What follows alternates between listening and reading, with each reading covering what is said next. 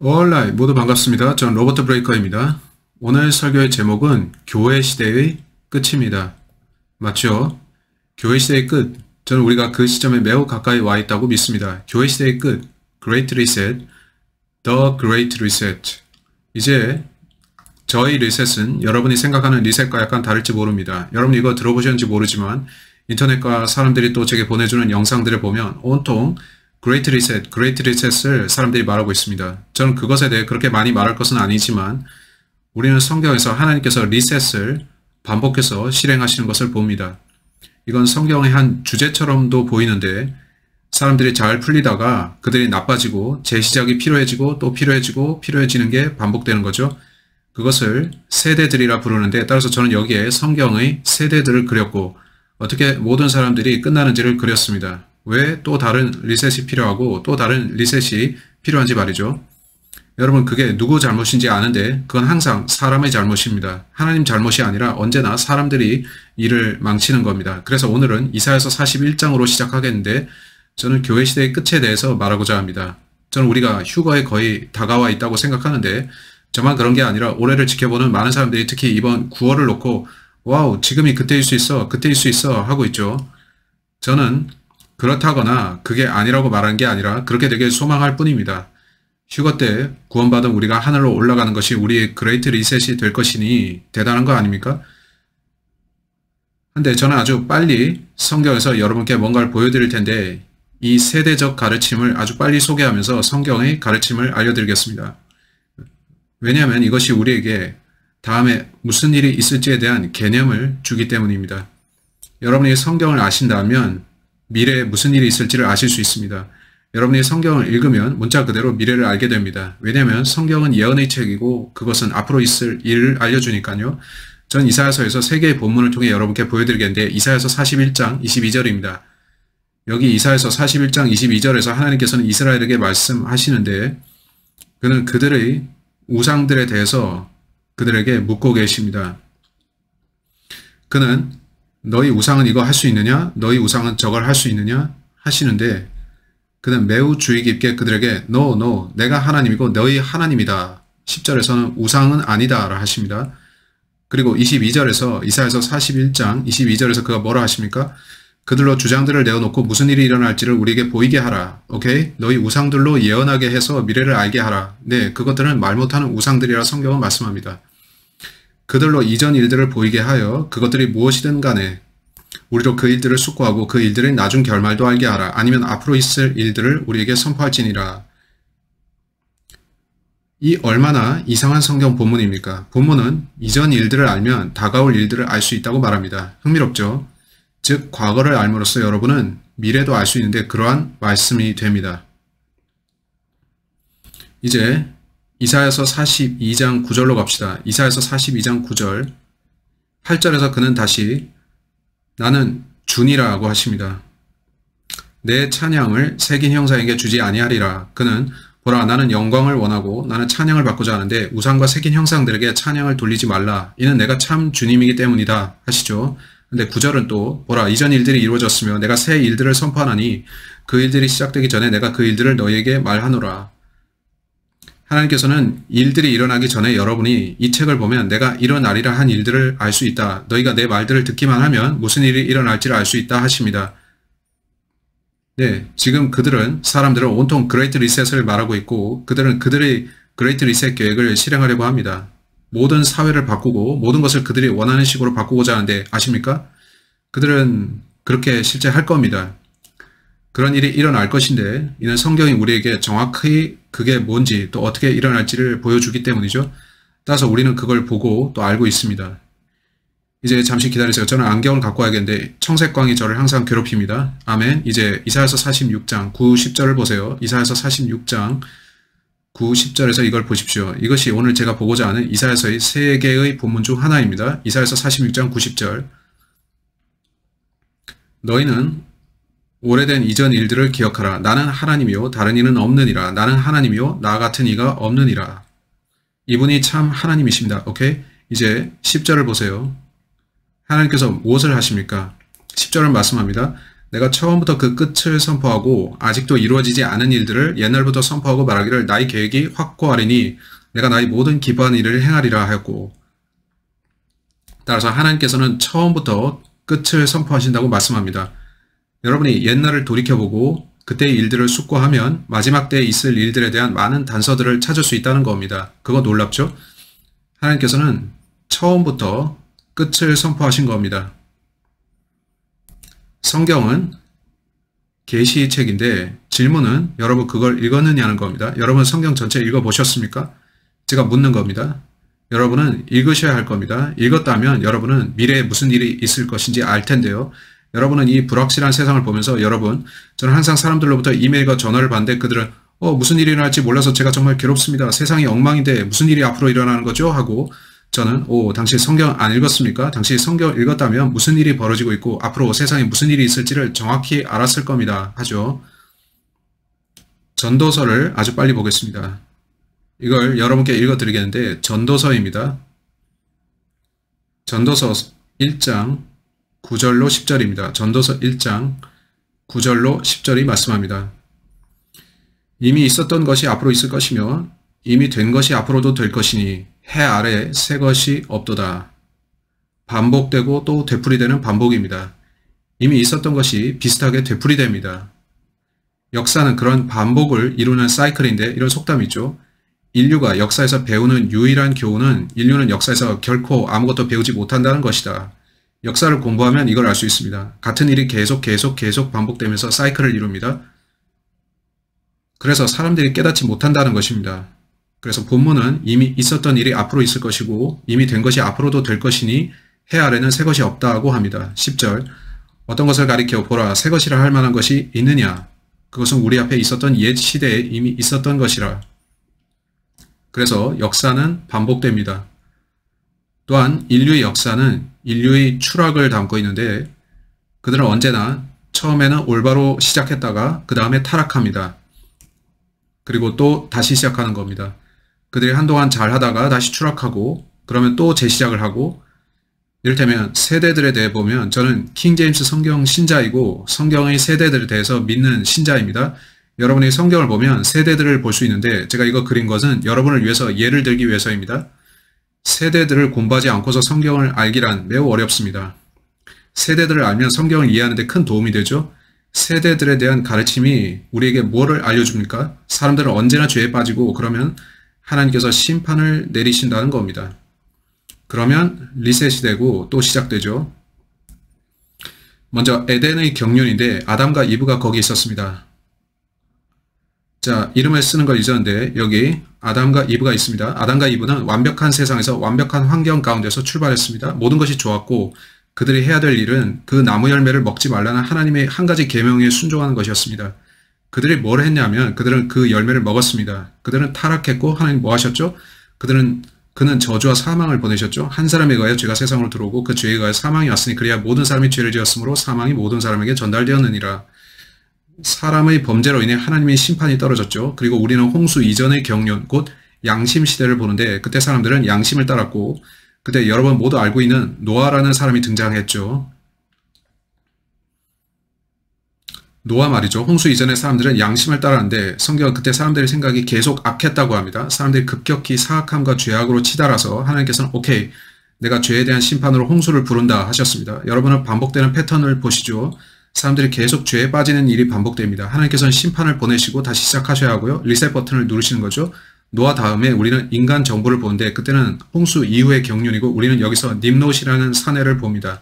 그는 자신의 세계 정부를 시작했는데 그건 악한 것이었습니다. 그가 하나님을 몰아내려 했던 것이기 때문이죠. 그들이 하려 했던 일은 탑을 쌓는 것이었는데 우리는 이 탑을 하늘까지 쌓고자 한다고 했죠. 그들이 무슨 생각을 했고 무슨 생각으로 그 일을 했을까요? 그들은 하늘로 올라가서 하나님을 쫓아내려고 했는데 그 대신 그들이 신들이 되겠다는 것이었습니다. 그건 마귀가 이브를 유혹했던 것과 같은데 그는 너희가 신들처럼 될 것이다 했죠. 그들은 우리 마음대로 할 것이고 하나님께서 시키는 대로 우리는 살지 않겠다. 우리는 탑을 쌓을 것이고 하나님을 제거한 다음에 우리 세상을 열겠다 한 거죠. 그들은 죄에 빠졌습니다. 그래서 어떻게 되었나요? 언어의 혼란이 일어났는데 하나님께서 오케이, 이제 리셋이다 하셨고 언어가 나뉘자 그들은 흩어졌습니다. 이제 또 다른 경륜이 시작되는데 여기서 우리는 정말 유명한 사람을 만나고 그의 이름은 아브라함이었죠. 하나님께서 원래 아브람이었던 그 이름을 아브라함으로 바꿔주셨는데 하나님께서는 그에게 내가 너로부터 강한 민족을 만들겠다 하셨죠. 우리 이걸 족장시대라고 부르는데 이때 12지파가 생겨났고 그들은 가족이었습니다. 어떻게 된 거죠? 아브라함은 이삭을 낳았고 이삭은 야곱은 12족장을 낳았죠. 12족장은 더 많은 자식들을 낳고 또 낳고 낳았는데 결국 수백만이 되었습니다. 그들이 숫자가 크게 늘어났을 때 어떻게 됐습니까? 그들은 하나님부터 돌아서서 죄에 빠졌고 그래서 하나님의 심판은 그들을 400년간 이집트 사람들의 노예가 되게 하신 것이었습니다. 여러분은 또 되풀이되는 것을 보시나요?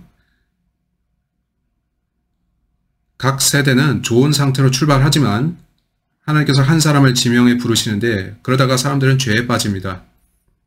그래서 또 누가 등장하나요? 모세라는 사람인데 모세가 나타났고 하나님께서는 그를 민족의 구원자로 만드셨습니다. 그들을 이집트에서 해방하는 도구로 쓰셨는데 그러면서 율법 시대가 시작됩니다. 율법 말이죠.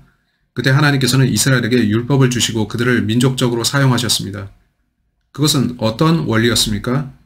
율법은 그들을 그리스도께 인도하는 지도교사였고 하나님의 계획은 메시아가 오셔서 즉 육신으로 나타나신 하나님이신 예수께서 그의 백성에게 오셔서 그들에게 율법을 따르라고 하실 참이었죠. 이는 율법이 그들을 그리스도께 인도할 지도교사였으므로 그는 정확히 다니엘이 그가 오시리라 한 예언대로 오셨고 유대인들은 어떻게 했습니까? 그들은 주님을 십자가에 처형했습니다. 그들은 자기들의 메시아를 거절했죠. 이는 바리새인들의 죄 때문이었는데 바리새인들은 외적으로는 매우 선하고 경건한 채 있지만 내적으로는 죄가 가득하고 사악했습니다.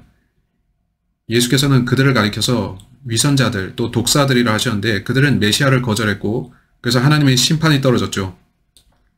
이스라엘 민족은 흩어졌는데 예루살렘 파괴 이후에 모든 유대인들이 향후 2000년간 온 세상에 흩어졌습니다. 그래서 리셋. 우리는 리셋을 보는 것입니다. 우리는 사도들이 등장하는 걸 보는데 사도들이 복음을 전파했고 그들 중에는 물론 사도 바울이 있었으며 알다시피 그때는 온통 예수를 증거했습니다. 온통 예수를 증거했고 그래서 교회 시대가 시작됩니다. 그 후 거의 2000년 동안 은혜 시대라는 놀라운 시대가 있었습니다. 그래서 우리는 자유와 은혜를 누리게 되는데 죄인들이 행위가 아닌 믿음만으로 구원을 받을 수 있는 대단한 시기인 것이죠. 그런데 그 시대가 어떻게 끝납니까? 좋게 끝나지는 않을 텐데 데살로니가 후서 2장이 그걸 말합니다. 데살로니가 후서 2장으로 갑시다. 데살로니가 후서 2장은 교회 시대가 배교로 끝날 것을 언급합니다. 데살로니가 후서 2장 3절 아무도 어떤 모양으로든지 너희를 미혹하지 못하게 하라. 이는 먼저 배교하는 일이 이르지 않고 따라서 아포스타시 곧 떨어져 나가는 일이 있을 것입니다. 심판이 뭐죠? 죄와 무관심. 오늘날 사람들은 예수와 하나님, 성경, 구원에 대해서 흥미가 없고 교회라고 자처하는 곳들에서도 더 이상 복음을 전하지 않습니다. 따라서 대환란 때 그 심판이 임하게 될 것입니다. 많은 심판들, 근데 그건 새로운 경륜을 시작하게 할 것이고 하나님께 감사하게도 휴거는 교회의 끝을 알리는 것입니다. 그리고 심판이 오는데 적그리스도라는 남자가 올 것입니다. AC. 이 시기 동안에는 세상이 다니엘 세계 정부 하에 있게 되고 그 한 남자가 온 세상을 지배할 것인데 그는 죄의 사람이며 나중에 멸망의 아들이 될 것입니다. 많은 사람들이 세계화 혹은 세계 정부를 말합니다. 일부 사람들은 그걸 New World Order 같은 식으로도 부르는데 이것이 현대의 그레이트 리셋이 지향하는 목표이고 그들은 온 세상을 하나로 모아서 적그리스도 체제 하에 두려고 합니다. 성경은 이것을 예언하고 있는데 우리는 그것이 다가오는 것을 봅니다. 우리는 UN이 이런 흐름을 가속화하는 것을 보는데 그들의 아젠다 21, 아젠다 30를 보면요. 여러분이 UN과 그들의 아젠다를 알아봤다면 그들의 목표가 단일 세계 정부를 세우는 것임을 알 것입니다. 저는 Economic World Forum이라는 걸 읽어봤는데 그들은 이런 것을 논의하면서 Great Reset에 대해서 이야기했다고 합니다. 여러분은 알아볼 수 있는데 유튜브에서 Great Reset을 찾아보고 그들이 하는 말을 들어보면 됩니다. 그것은 경제와 많은 연관이 있는데 그들은 세계를 경제적으로 하나로 통합하고자 합니다. 우리는 그것에 대해 잠시 볼 것인데요. 근데 그 일은 어떻게 끝나죠? 그들이 어떻게 끝을 맞습니까? 저는 7년 대환란을 믿는데 7년의 끝에 온 세상이 죄에 빠지고 이는 적그리스도가 온 세상을 완전히 장악하고 모든 사람이 용을 숭배하게 만들었기 때문입니다. 용은 당연히 사탄이고요. 따라서 온 세상이 죄에 빠지고 하나님을 대적하는데 그들은 사탄 숭배자가 됩니다. 온 세상이 루시퍼 숭배를 할 텐데 전 세계가 사탄에게 경배할 것입니다. 그러면 무슨 일이 일어납니까? 하나님의 심판으로 아마겟돈 전투가 일어나고 적그리스도는 그 전투에 패할 것입니다. 하나님께서는 또 한 번 리셋 버튼을 누르시는데 사람들이 죄에 빠졌기 때문입니다. 여러분, 그들은 죄악에 빠질 것인데 온 세상이 예수를 거절하고 용을 숭배할 것이기 때문에 그건 정말 최악입니다. 예수를 따르기로 선택한 자들은 그때 목배임을 당해서 순교하고 온 세상은 사탄 숭배를 할 것입니다. 그리고 그 끝에 리셋이 있고 메시아께서 오시는데 예수께서 왕국을 세우러 오실 것입니다. 우리는 그것을 천년 왕국이라고 부릅니다. 우리는 그리스도의 천년 왕국을 만나게 되고 그때 무슨 일이 있을 것인가요? 성경대로 천년 동안 예수 그리스도가 통치하실 것인데 그 천년의 끝에 가면 여러분이 성경을 찾아보시면 그때 어떤 사람들이 이런 독재자 같으니 이런 끔찍한 할 것입니다. 그들은 하나님께 분노해서 하나님의 통치를 더 이상 바라지 않는다고 할 것입니다. 성경은 마귀가 천년 동안 구렁에 갇혀 있을 것이라 하는데 천년의 끝에 하나님께서 그를 풀어주실 거라고 하죠. 그는 하나님을 싫어하는 그 사람들을 미혹해서 반란을 일으키는데 이로 인해 온 세상이 파멸합니다. 하나님께서 모든 것을 파멸시키시고 새하늘과 새 땅을 창조하십니다. 따라서 이 모든 것이 성경에 나와 있기 때문에 여러분은 읽고 확인하면 됩니다. 제가 세대들을 믿는 이유가 그것인데 성경에 세대들이 나오기 때문입니다. 세대들은 우리에게 인간이 죄에 빠지는 경향성을 가졌음을 알려주는데 그렇게 된 것입니다. 우리가 이 타임라인상에서 어디에 살고 있나요? 우리는 바로 여기에 있는데 우리는 교회 시대의 끝에 와 있고 지금은 변화의 시기이며 우리는 배교의 때에 와 있습니다. 즉 우리는 휴가에 아주 가까이 있죠. 우리는 세계적인 그레이트 리셋에 아주 다가와 있는데 이는 세계의 바람이 그 적그리스도 왕국을 가져오는 것이고 그 왕국을 도래시키는 것이기 때문이죠. 그게 그들의 목표인데 그들이 원하는 것이 그겁니다. 우리는 그들이 우리 때 그 일을 시작하는 걸 보는데 그들은 이미 진행 중입니다. 많은 사람들이 제게 이메일을 보내는데 그들은 세상이 이렇게 되어가는 걸 전 믿을 수가 없습니다 하죠. 우리는 성경의 예언이 이루어지는 걸 보고 있습니다. 그런 거죠. 우리는 지금 배교의 때에 와 있는 것입니다. 이것은 인류의 추락인데 인류가 성경의 하나님으로부터 떨어져 나가고 있는 것입니다. 한때 사회가 성경을 따랐던 때가 있었는데 성경이 온 사회와 세상에 퍼져서 세상을 감화시키던 때가 있었습니다. 대다수 사람들이 도덕적인 삶을 살고자 했었고 성경의 가르침을 따랐던 때가 있습니다. 하지만 지금의 세상에서는 많은 사람들이 성경의 하나님을 버렸고 멀어졌고 배교했습니다. 아포스타시가 무슨 뜻인가요? 아포스타시는 고수하는 입장에서 떨어져 나간다는 것인데 이런 옛 말이 있습니다. 당신이 뭔가를 고수하지 않는다면 무엇에든 속을 수가 있다. 우리가 사는 현 세상은 여러분 아시는지 모르지만 제가 볼 때 많은 사람들이 어느 것도 고수하지 않습니다.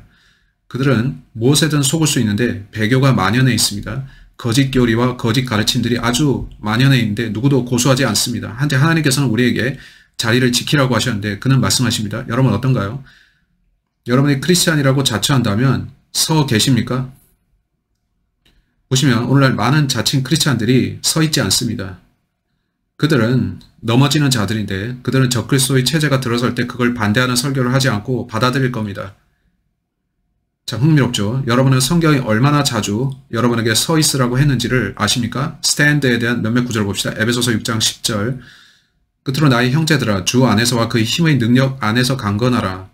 크리스천을 자처하는 많은 사람들이 주 안에서 강건하지 않습니다. 그들은 주로부터 떨어져 나갔는데 그들은 성경을 읽지 않습니다. 그들은 자기가 크리스천이라고 입술로는 말하지만 그중 다수가 교회에 나가지도 않고 복음도 안 전하고 다른 무엇도 안 합니다. 그들은 아주 세상적인데 그래서 떨어져 나갔죠. 떨어져 나가는 일이 우리 세대의 끝에 있습니다. 매 세대가 끝날 때마다 사람들은 죄에 빠지는데 우리는 그걸 지금 보고 있고 우리는 사람들이 급히 죄로 달려가는 걸 봅니다. 그건 슬픈데 그걸 보는 건 슬픕니다. 하지만 성경은 우리에게 강건하라고 합니다. 11절 너희는 마귀의 술책에 대항하여 설 수 있도록 하나님이 전신 갑옷을 입으라. 이는 우리의 싸움이 혈계와 육에 대항하는 것이 아니라 정사들과 권세들과 이 세상 어두움의 주관자들과 이 세상을 지배하는 권세자들은 그들의 리셋을 위해서 박차를 가하고 있는데 자기들의 새 세대를 가져오기 위해서 그러죠. 그들은 일하고 있습니다. 높은 곳들에 있는 영적 악에 대항하는 것이기 때문이니라. 13절 우리가 스탠드라는 단어를 얼마나 자주 봅니까? 11절 스탠드, 13절 그러므로 너희는 하나님의 전신 갑옷을 입어라. 이는 너희가 악한 날에 저항할 수 있으며 또 모든 일을 다 이루기까지 서 있게 하기 위함이니라. 그러므로 서서 여러분은 하나님께서 우리로 서 있기를 원한다고 생각하십니까? 떨어져 나가기를 원한다고 생각하십니까? 우리 참된 크리스찬들은 서 있어야 하고 우리는 알다시피 나는 저 배교자들과 같이 되지 않겠다라고 말해야 합니다. 저는 성경이 말씀하는 것에 밀착해 있을 것인데 온 세상이 성경에서 떨어져 나갈지라도 말이죠. 14절 그러므로 서서 진리로 너희 허리띠를 두르고 의 흉배를 붙이고 화평의 복음을 준비한 것으로 너희 발에 신고 이것은 다 오늘날을 위한 말씀인데 복음을 전하라는 것이죠. 우리는 그것에 대해서 여기에서 잠시 볼 것입니다. 16절 모든 것 위에 믿음의 방패를 가짐으로써 능히 너희가 악한 자의 모든 불붙은 화살을 끌 수 있을 것이라. 19절까지가 다 복음에 대한 말씀입니다. 그렇다면 복음이 뭡니까? 전 주저없이 말씀드리겠는데 복음은 고린도전서 15장 1절로 4절에 나옵니다. 복음은 온통 믿음으로 구원을 받는 것입니다. 복음을 믿는다는 거 말이죠. 흥미로운 게 있는데 우리가 복음의 메시지가 있는 고린도전서 15장 1절로 4절로 가면 거기서 뭐라고 말씀하고 있나요? 고린도전서 15장 1절로 4절 거기에 스탠드가 나옵니다.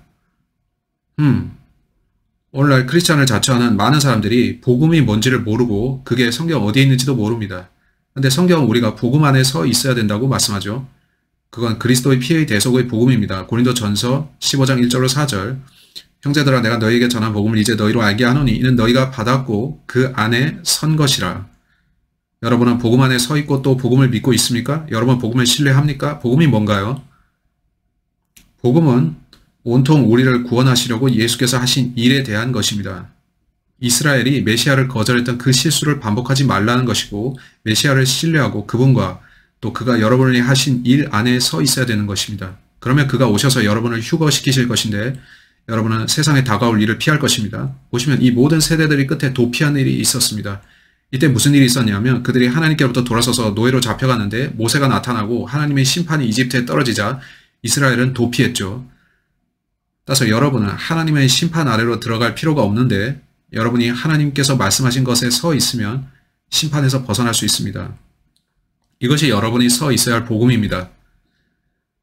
2절 만일 너희가 내가 전한 복음을 굳게 잡고 헛되이 믿지 아니했다면 복음을 통해 너희도 구원받은 것이라. 헛되이라는 것은 자기가 한 행위를 믿었다는 것입니다. 그 대신 예수께서 하신 일을 믿어야 구원을 받습니다. 지금은 우리가 한 행위가 아닌데 우리는 스스로 구원하지 못합니다. 구원은 예수께서 하신 일을 믿는 겁니다. 그가 무슨 일을 하셨나요? 3절은 내가 받은 것을 먼저 너에게 전달하였나니 이는 성경대로 예수 그리스도께서 우리의 죄들로 인하여 죽으시고 장사되셨다가 성경대로 셋째 날에 다시 살아나셔서 따라서 복음은 단지 예수의 죽음, 장사된 부활이 아니라 그가 우리 죄들로 인해 어떻게 죽으셨나입니다. 여러분 그걸 믿습니까? 여러분 그의 피를 믿습니까? 그가 어떻게 죽으셨나요? 그는 피 흘려 죽으셨습니다. 성경은 우리에게 예수님의 피의 대속에 우리를 구원한다고 말씀하는데 여러분은 그 피 안에 서 있어야 합니다. 오늘날 많은 교회들이 이 복음을 가르치지 않습니다. 그들은 그리스도의 피의 대속을 가르치지 않는데 그들은 서 있지 않습니다. 저는 그들이 구원을 받았는지 의문입니다. 안타까운 일이죠. 여러분이 참 크리스찬이라면 자신이 복음, 곧 예수 그리스도의 완성된 사역과 그의 피 대속 안에 서 있는지 알아야 됩니다. 당신은 그걸 설교하고 가르치고 다른 사람들에게 알려주고 있습니까? 왜냐하면 예수 그리스도의 피만이 유일한 구원의 소망이기 때문이죠. 그래서 우리는 교회 시대에 지금 속해 있습니다. 우리는 이 세대에 있는데 그 기간은 거의 다 되었습니다. 세상은 그들의 리셋을 계획 중인데 세상은 휴거가 다가오는 걸 아는 것 같습니다. 그들은 크리스찬이 사라지면 우리가 세상을 장악하자. 그래서 우리 계획은 이렇게 저렇게 하도록 하자 하는 것 같죠. 그걸 그들은 Great Reset이라고 부르는데 믿거나 말거나 그들의 계획은 경제와 상관이 있습니다. 그들은 세계 경제의 계획을 갖고 있는데 그들은 종교적 계획, 교육의 계획, 은행권 계획, 기타 계획들을 다 갖고 있죠. 그들이 세상을 장악할 때를 위해서 말이죠. 그게 그들의 그레이트 리셋인데 우리 크리스찬의 그레이트 리셋은 뭘까요? 휴거죠. 왜냐하면 성경은 하나님께서 저를 리셋하실 것이라 말씀하는데 제가 비록 타락한 육체적 본성을 갖고 있을지라도 그것은 어느 날 죽고 하나님께서는 제게 영광스러운 몸을 주겠다고 하셨죠. 내가 너를 하늘로 데려갈 것이고 새 몸을 주겠다 하셨죠. 그게 휴거고 저는 죽지 않는 몸 안에서 다시 시작할 겁니다. 그게 제 리셋이고 그건 놀랍죠. 그게 휴거입니다. 우리가 고린도전서 15장을 보고 있었는데 거기서 휴거에 대한 구절들을 봅시다. 휴거가 크리스찬의 그레이트 리셋입니다. 아멘. 고린도전서 15장 50절. 그러나 형제들아 내가 이제 이것을 말하노니 혈과 육은 하나님의 나라를 상속받을 수 없으며 썩을 것은 썩지 아니하는 것을 상속받을 수 없느니라. 보라 내가 너희에게 한 가지 신비를 말하노니 우리가 다 잠잘 것이 아니오 오히려 우리가 모두 변화될 것이니 마지막 나팔 소리에 눈 깜짝하는 순간에 그러하리라. 나팔 소리가 나면 죽은 자들이 썩지 않은 몸으로 일으켜지며 우리도 변화되리라. 이게 저희 리셋인데 저는 영광스러운 몸으로 후 바뀔 겁니다. 그래야 이 썩을 몸이 반드시 썩지 아니할 몸을 입고 이 죽을 몸이 반드시 죽지 아니할 몸을 입으리라. 이 썩을 몸이 썩지 아니함을 입고 또 이 죽을 몸이 죽지 아니함을 입게 되면 그때 사망이 승리 속에 삼킨 바 되었느니라고 기록된 말씀이 이루어지리라. 오 사망아 너희 쏘는 것이 어디 있냐? 오 음부야 너희 승리가 어디 있느냐? 사망을 쏘는 것은 죄요 죄의 능력은 율법이라. 그러나 우리 주 예수 그리스도를 통하여 우리에게 승리를 주신 하나님께 감사하노니 구원을 받았다면 당신은 승리를 가졌습니다. 이것이 이 세상에 다가올 일로부터 여러분이 탈출하는 것인데 무엇이 옵니까? 계시록을 봅시다. 그 부어지는 재앙들, 그 호리병의 재앙들 그런 것들을 보십시오. 천둥들, 또 대환란 때 하나님께서 이 땅에 퍼부으시는 진노들을 보세요. 이제 58절을 보십시오. 그러므로 나의 사랑하는 형제들아 견고하라 흔들리지 말라 항상 주의를 넘치게 하라. 이는 너희의 수고가 주 안에서 헛되지 아니한 줄을 너희가 알미니라. 견고하고 흔들지 말라고 하는데 그것은 즉 서 있으라는 거죠. 크리스찬인 여러분은 진리 편에 서 있어야 합니다. 우리가 비록 다수의 크리스찬들이 그렇지 않은 때에 살고 있지만요. 슬프게도 우리가 사는 지금의 세상은 많은 자칭 크리스찬들이 진리로부터 돌이킨 때입니다. 그들은 참된 구원의 복음을 전하지 않는데 그건 슬픈 일이죠. 저는 참 크리스찬이고 싶고 단지 이름뿐이거나 입술로만 고백하는 그러한 크리스찬이고 싶지는 않습니다. 저는 전심을 다해서 믿는 크리스찬이고 성경 말씀 편에 서 있습니다. 데살로니가 전서 4장 13절로 18절은 휴거에 대한 또 다른 성경 본문입니다. 데살로니가 전서 4장 13절을 읽겠습니다. 형제들아 잠든 자들에 관해서는 너희가 모르게 되는 것을 원치 아니하노니 이는 너희가 소망이 없는 다른 사람들과 같이 슬퍼하지 않게 하려는 것이라. 이건 크리스찬으로 죽은 사람들을 말하는 건데 그들의 혼은 하늘로 올라갔지만 몸은 무덤에서 잠자고 있죠. 휴거 때 그들의 혼이 내려오면 몸이 일어날 것인데 고린도전서 15장에서 봤듯이 그들의 몸은 영광스러운 몸으로 바뀔 것입니다. 썩을 것이 썩지 아니함을 입을 것입니다. 그들은 영원히 사는 영광된 몸을 가질 것인데 그것이 크리스찬을 위한 그레이트 리셋입니다. 그래서 14절에서 말씀합니다. 예수께서 죽었다가 다시 살아나신 것을 우리가 믿는다면 그와 같이 하나님께서는 예수 안에서 잠든 자들도 그와 함께 데리고 오시리라. 주께서는 하늘에서 그들의 혼들을 데리고 오셔서 무덤 속에 잠들어 있는 그들의 몸과 합치실 겁니다. 우리가 주의 말씀으로 너에게 이것을 말하노니 주께서 오실 때까지 살아남아 있는 우리가 잠들어 있는 자들보다 결코 앞서지 못하리라. 16절 휴거죠. 주께서 호령과 천사장의 음성과 하나님의 나팔소리와 함께 하늘로부터 친히 내려오시니 그러면 그리스도 안에서 죽은 자들이 먼저 일어나고 그리고 나서 살아남아 있는 우리도 공중에서 주와 만나기 위하여 그들과 함께 구름 속으로 끌려 올라가리니 그리하여 우리가 영원히 주와 함께 있으리라. 그러므로 이러한 말로 서로 위로하라. 제가 휴거되고 적그리스도의 신세계 정부 아래 있지 않을 것이라는 점이 제게 위로가 됩니다. 하지만 세상은 지금 그들의 그레이트 리셋을 말하고 있는데 제가 올바로 기억한다면 세계 경제 포럼에서 저는 그 외에 여러 가지를 봤는데 그들은 거기서 그레이트 리셋을 말했고 그게 그들이 쓰는 용어였습니다. 그들은 단일 세계 뱅킹 시스템과 함께 세계 단일 정부를 시작하고 싶어 하죠. 많은 사람들은 그 경제 체제가 블록체인 혹은 가상화폐 같은 것이라고 보는데 그럴 가능성이 높죠. 근데 성경이 이걸 말씀하고 있는 거 아시나요? 제가 시작할 때 구절들을 읽었는데 하나님께서 처음부터 끝을 여러분에게 말씀하신다고 했죠. 우리는 이 모든 세대들에서 마귀가 그의 계획을 실현시키려고 애쓰는 것을 봅니다. 하나님께서는 항상 그걸 허용하시지 않고 그는 종종 마귀의 계획을 망쳐버리십니다. 근데 여기 대환란 기간 중에 하나님께서는 마귀에게 네가 원하는 대로 해라고 허락하십니다. 근데 그는 이건 알거라. 나는 계속 허용하진 않을 것이다. 내가 돌아와서 너를 쫓아낼 것이다 하시죠. 그래서 이때 마귀는 세상을 장악하는데 그는 자기 체제를 수립합니다. 가서 재미로 요한계시록 13장을 읽어봅시다. 보겠는데 1절로 먼저 갑시다. 우리는 거기서부터 18절까지를 보겠는데 성경에 따르면 세상이 어떻게 될지가 거기에 나옵니다. 그들은 그것을 그레이트 리셋이라 부르고 그들의 생각에 그건 멋진 일인데 모든 사람들이 똑같아질 것이고 같은 경제 시스템 하에 있을 거기 때문이죠. 근데 그게 정말 대단한 일인가요? 그 제도에 반대하는 사람들은 목배임을 당할 것입니다. 그건 상당히 사악한 시스템인데 사악한 게 맞죠. 그들은 우리는 이런 식으로 할 것이고 당신들은 우리의 말을 듣거나 우리 말을 안 들을 것 같으면 하겠죠. 그건 자유나 은혜와는 거리가 아주 멀어 보이죠. 지금은 교회 시대이고 지금은 자유와 은혜가 있는 때입니다. 저 시대로 넘어가면 자유가 없어지는데 그건 마귀의 시스템이기 때문이죠. 계시록 13장 내가 바닷가 모래 위에 서서 보니 한 짐승이 바다에서 올라오는데 일곱 머리와 10뿔을 가졌더라. 그 뿔들에는 10개의 왕관이 있고 그 머리들에는 하나님을 모독하는 이름이 있더라. 또 내가 본 그 짐승은 표범과 같고 발은 곰의 발 같고 입은 사자의 입 같은데 용이 자기의 능력과 자리와 큰 권세를 그 짐승에게 주더라. 용은 마귀인데 즉 용이 그 짐승 곧 한 사람에게 권세를 줍니다. 마귀는 그 사람이 온 세상을 지배하도록 만듭니다. 이제 3절 또 내가 보니 그의 머리들 가운데 하나가 상처를 입어 죽게 된 것 같았으나 그의 치명적인 상처가 나으니 온 세상이 기이 여겨 그 짐승을 따르더라.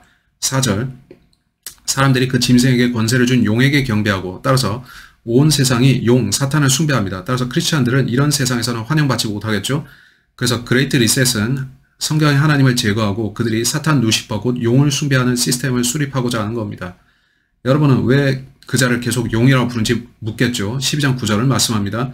그래야 그 큰 용이 쫓겨나니 그는 마귀라고도 하고 사탄이라고도 하는 옛뱀 곧 온 세상을 미혹하던 자라. 따라서 용은 마귀 사탄입니다. 자, 이건 12장인데 앞장에 나온 것입니다. 계시록 12장 9절요. 거기서 용의 정체를 알려주는 것입니다. 이제 13장으로 돌아옵시다.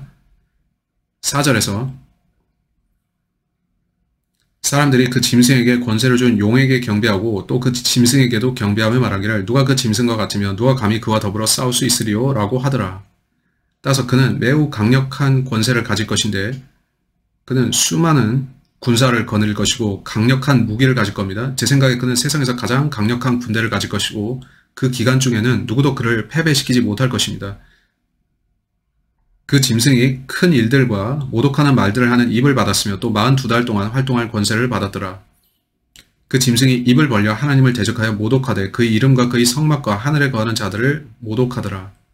그가 성도들과 싸워 그들을 이기는 권세를 받았으며 모든 족속과 언어와 민족을 다스리는 권세를 받았더라. 어떤 사람들은 이 성도가 곧 우리라고 주장하려고 합니다. 하지만 지금 구원을 받은 우리 성도들은 하늘로 먼저 올라갈 겁니다. 성경은 환난 성도들이 있다고 말씀하고 그들은 적그리스도와 그의 체제, 그레이트 리셋을 거부할 사람들입니다.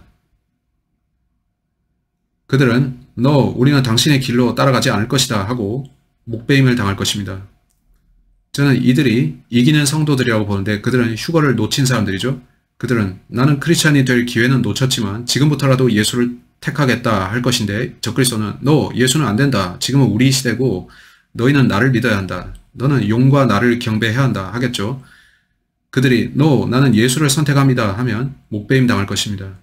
그러면 그들은 이긴 자가 되는데 성경은 그가 크리스찬인 사람들을 죽일 것이라고 합니다. 따라서 대환란 때 전 세계적 학살이 있을 것인데 그 대상은 나는 예수를 따르기로 했다고 말하는 그 사람들입니다. 그들은 우리는 이걸 따를 수 없다고 하고 그래서 그 성도들은 죽임당할 겁니다. 얼마나 슬픈 일입니까?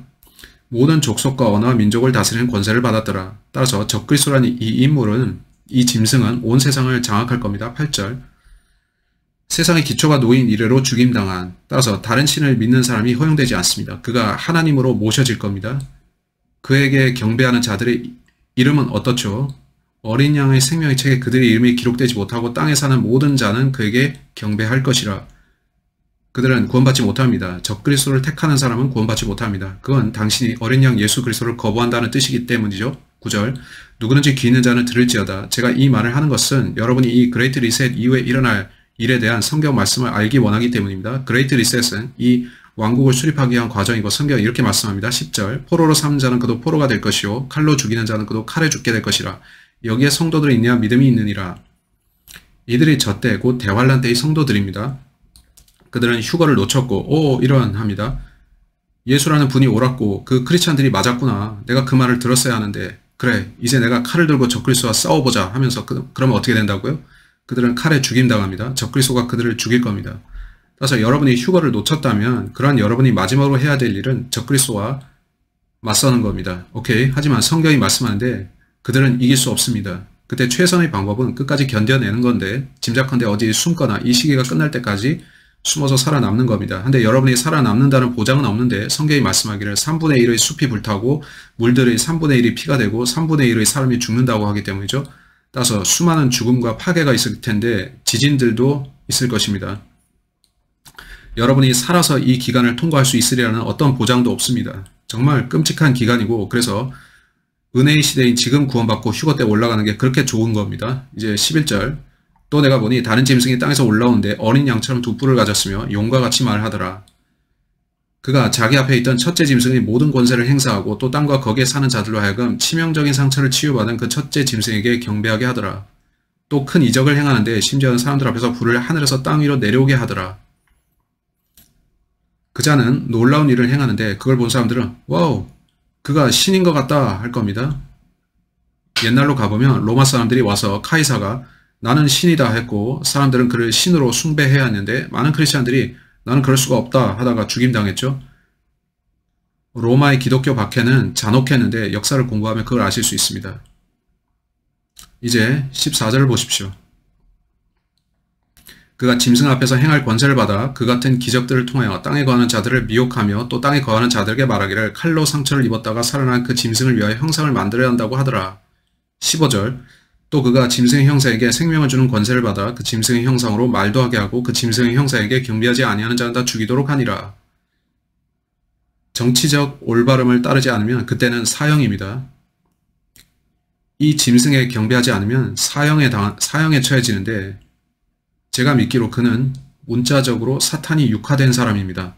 그는 죄의 사람, 또 멸망의 아들로 불립니다. 유다는 멸망의 아들이었는데 성경은 마귀가 그 안에 들어갔다고 합니다. 여러분이 읽고 이 모든 걸 하나로 연결하면 마귀가 그 자 안에 들어가는 걸 압니다. 마귀는 온 세상이 그에게 경배할 것을 요구하는데 거부하면 사형입니다. 16절을 보십시오.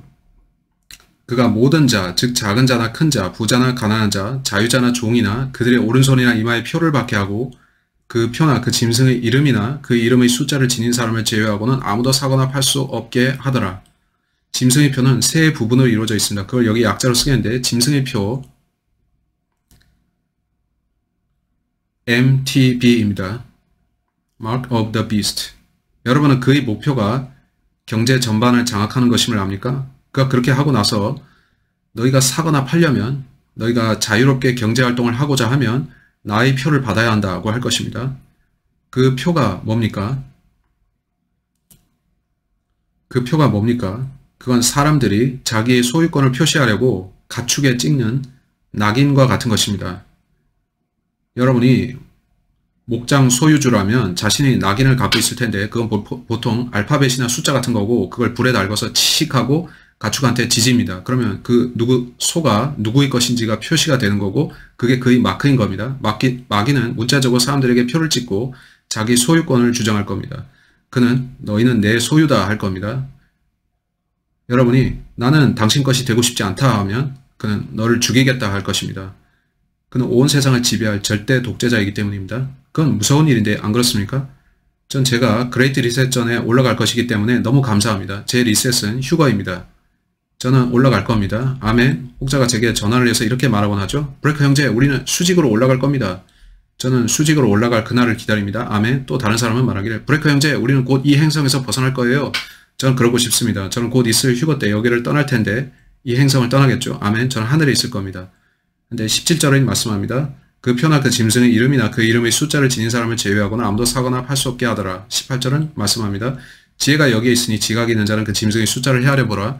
그것은 한 사람의 숫자이니 그의 숫자는 666이니라. 따라서 짐승의 숫자는 어떤 식으로 666입니다. 그 대환란 시대에는 그런 일이 있게 될 겁니다. 이제 데살로니가 후서로 갑시다. 전 여러분에게 성경에 있는 미래의 사건들을 보여드리고자 하는데 저는 그 미래가 행복하기를 바랍니다. 하하.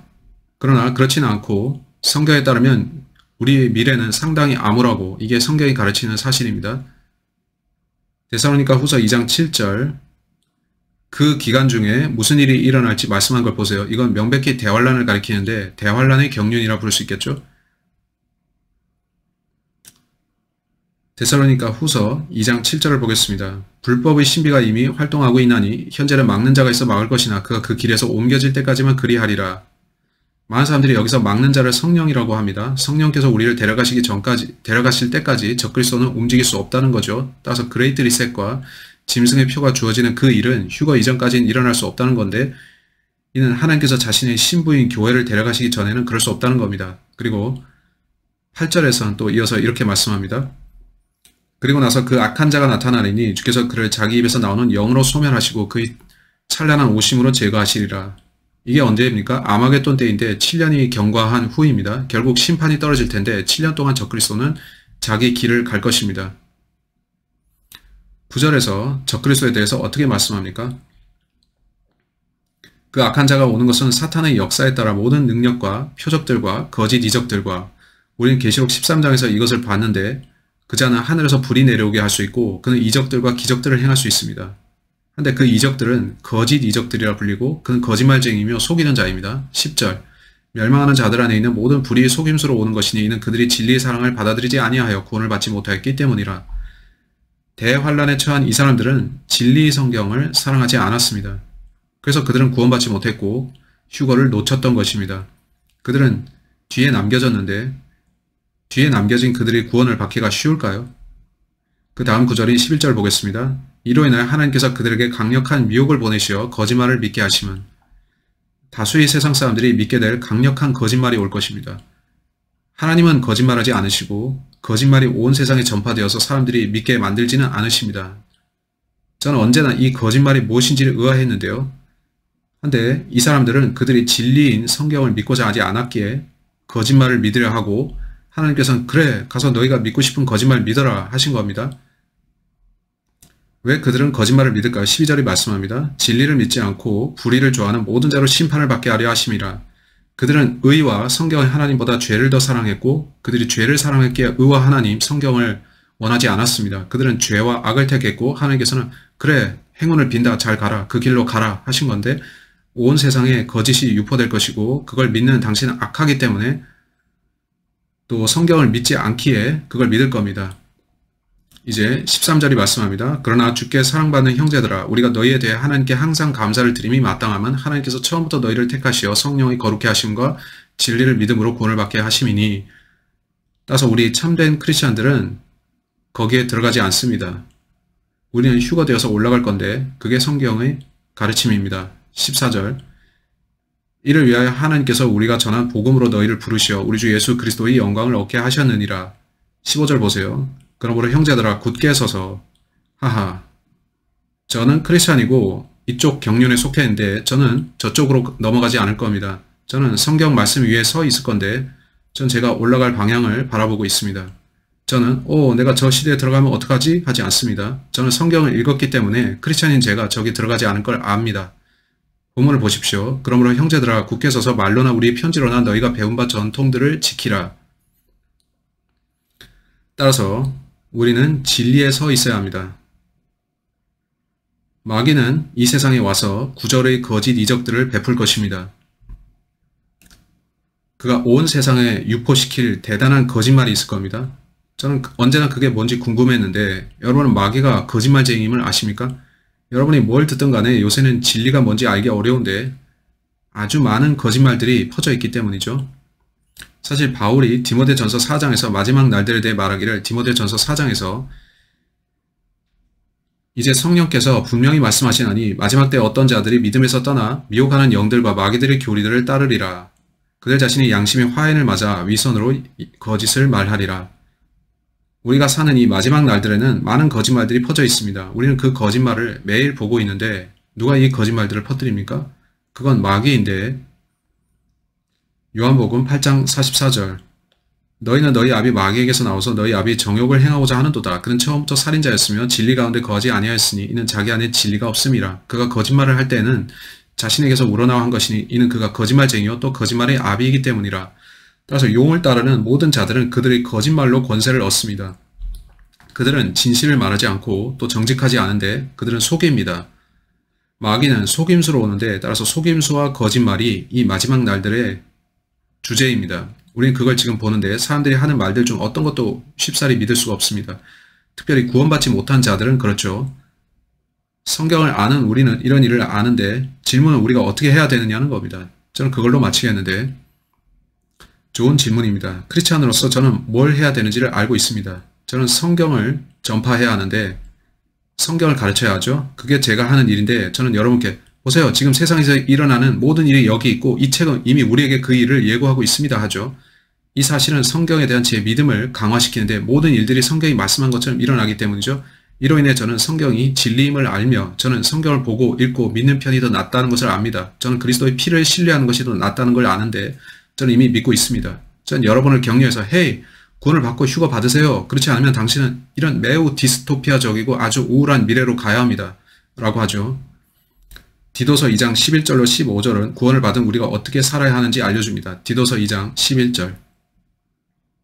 이는 구원을 주시는 하나님의 은혜가 모든 사람에게 나타나서 우리는 은혜의 시대에 살고 있는데 우리는 은혜를 설교하죠. 12절. 우리를 가르치시되 불경건과 세상 정욕들을 거부하고 우리로 신중하며 의롭고 경건하게 이 현 세상을 살아가게 하시며 크리스찬으로서 제가 하는 일이 이것인데 저는 신중하고 의롭고 경건하게 이 현 세상을 살기 위해서 노력합니다. 저는 사악함을 따르지 않는데 저는 거짓말하는 무리에 참여하지 않고 진리에만 밀착해 있으려고 합니다. 13절.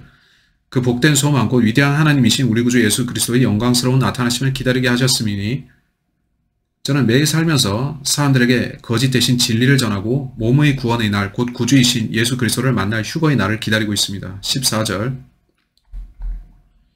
그가 우리를 위하여 자신을 주신 것은 우리를 모든 죄악에서 구속하시고 자신을 위해 정결케 하사 선한 일에 열심을 내는 독특한 백성이 되게 하려 하심이라. 저는 불의로부터 떨어져 있으려고 하는데 제가 구원을 받았을 때 제 죄들이 씻겨졌기 때문입니다. 하나님께서는 제가 정결한 삶을 살기를 원하시는데 따라서 저는 영적, 육적으로 정결하게 있으려고 합니다. 오케이, 15절이 말씀합니다. 이런 것들을 말하고 권면하며 모든 권위를 가지고 책망하여 아무도 너를 업신여기지 못하게 하라. 저는 굳게 서서 말할 것입니다. 지금은 잠잠히 있을 때가 아니고 지금은 세상에 대해 말해야 할 때입니다. 헤이, 당신들이 보고 있는 모든 일들은 이미 성경에 예언되었습니다. 여러분이 단지 성경을 읽고 역사를 알기만 하면 모든 세대들이 사람들이 범죄로 끝나는 걸 아실 겁니다. 그럼 뭐죠? 오늘날 우리도 그렇다는 거죠. 우리는 은혜 시대의 끝에 있습니다. 모두가 죄에 빠졌고 정말 상황이 좋지 않습니다. 구원을 받는 게 좋을 겁니다. 구원 받으셨습니까? 야고보서 5장으로 가십시다. 야고보서 5장으로 마칩시다. 야고보서 5장. 지금은 여러분이 가서 죄짓고 악하고 사악하게 행하고 속고 사기치고 속이고 사기치고 훔칠 그런 때가 아니고 하나님 앞에 바로 설 때입니다. 구원받고 하나님 앞에 바로 서야 할 때입니다. 야고보서 5장 7절로 12절, 야고보서 5장 7절. 그러므로 형제들아 주께서 오실 때까지 인내하라. 따라서 저는 기다립니다. 저는 매우 인내한 채로 주님 언제든 다시 오십시오 하죠. 주께서 오실 때까지 인내하라. 보라 농부가 땅에서 나는 귀한 열매를 바라고 이른 비와 늦은 비를 받을 때까지 오래 참나니 너희도 인내하며 마음을 견고케 하라. 주의 오심이 가까웠느니라.